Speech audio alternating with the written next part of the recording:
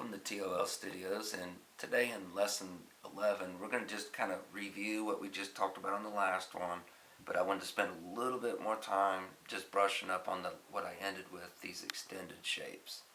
But just a quick review so you understand what I mean by extended.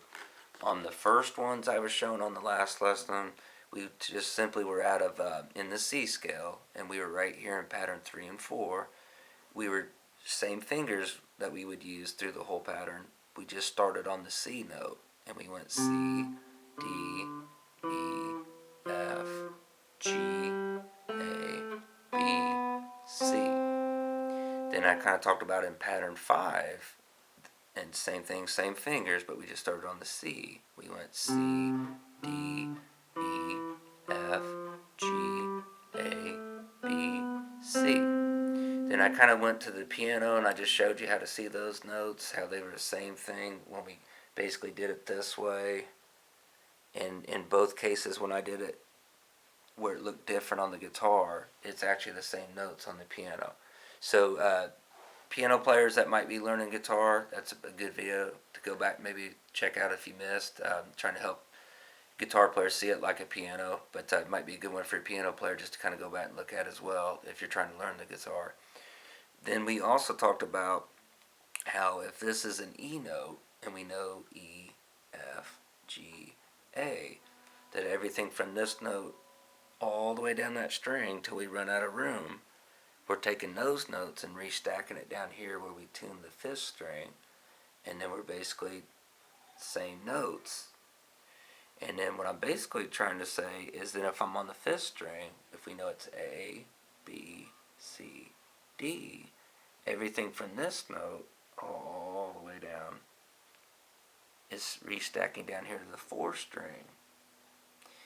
And then that means that's why D, E, we were doing the same thing there. Again, let's say you see that like a fret, there's your D, E, you were doing the same thing you would have done here, D, E.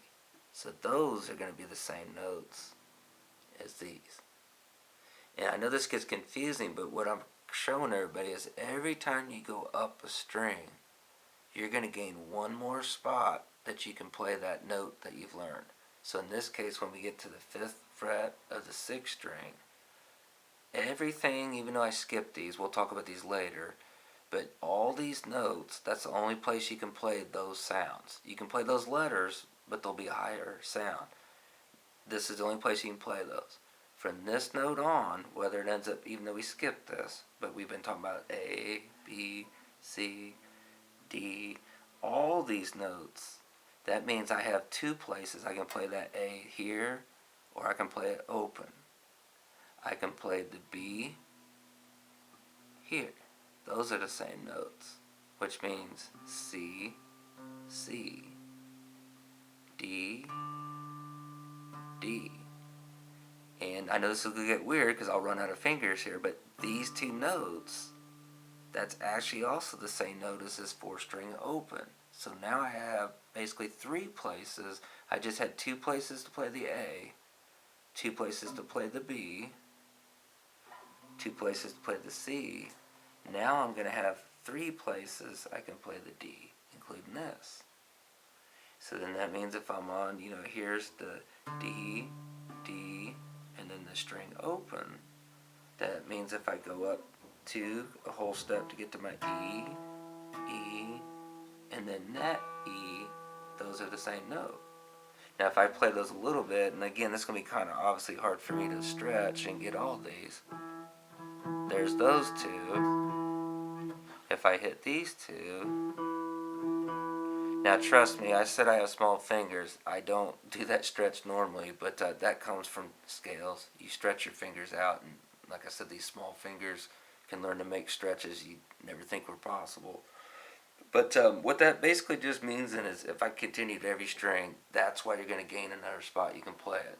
So that means when you learn scales, that's why you can play the same thing at like this scale, and why these are going to be the same notes.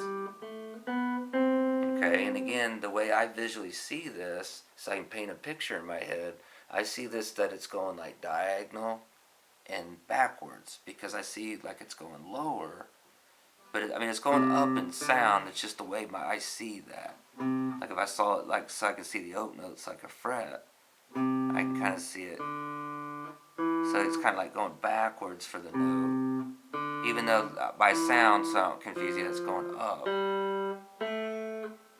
And then to me, that just looks like again I'm going diagonal. Then this to me is vertical. Same notes. Then what we're saying, if this C is the same as this C, we can play the same two shapes.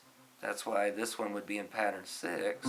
But that's still me C, D, E, F, G, A, B, C. And then if I do it here vertical, I'm in pattern 7 and 1. C, D, E, F, G, A, B, C. Okay, then at the end of that last lesson, I started to talk about how you can kind of stretch into patterns. So basically, and again, I don't do these a whole lot, and this is just everybody, you find what works for you. I'm not going to say this is wrong. Certain players do like it this way, and that's what makes them play the guitar the way they play. That's what's cool about the instrument once you learn this, because you can modify it to the way you like to play. But I tell everybody, I might not do this a lot, but I will go.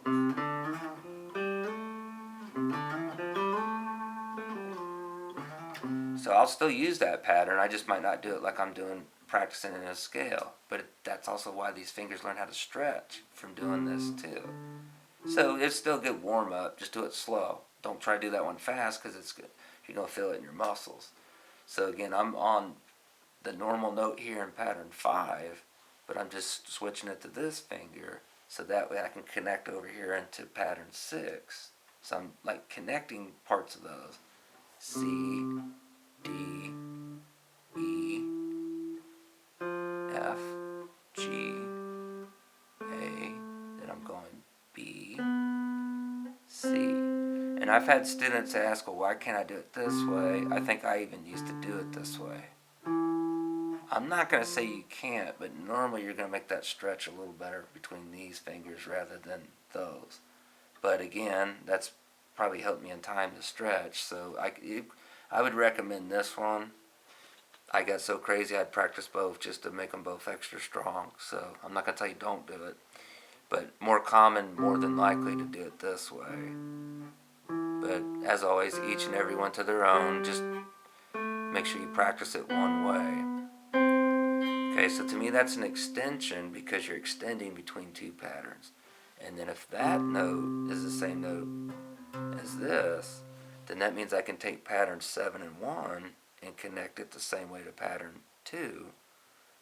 And if I start there on that 8th fret for the C note, I'll lap into this note, but I'm going to go. Okay, so that's me doing again pattern 7 and 1 into pattern 2. C, D, E, and then your F, G, A, B, C. And again, you should, if you don't see what I'm doing, go back and review, but I'm in pattern 2, not playing all the notes so I don't mislead you. But see my fingers right there, how I was going right here. Now pattern 7 and 1. And again, I'm not playing all these notes, but I did start here going like this. Now I know that doesn't look the same because right now I'm connecting these two patterns. But at the end of this, that's the fingers I would be using normally when I did pattern 2. So again, it's like you're linking two together. Back down here when I did it, pattern 3 and 4.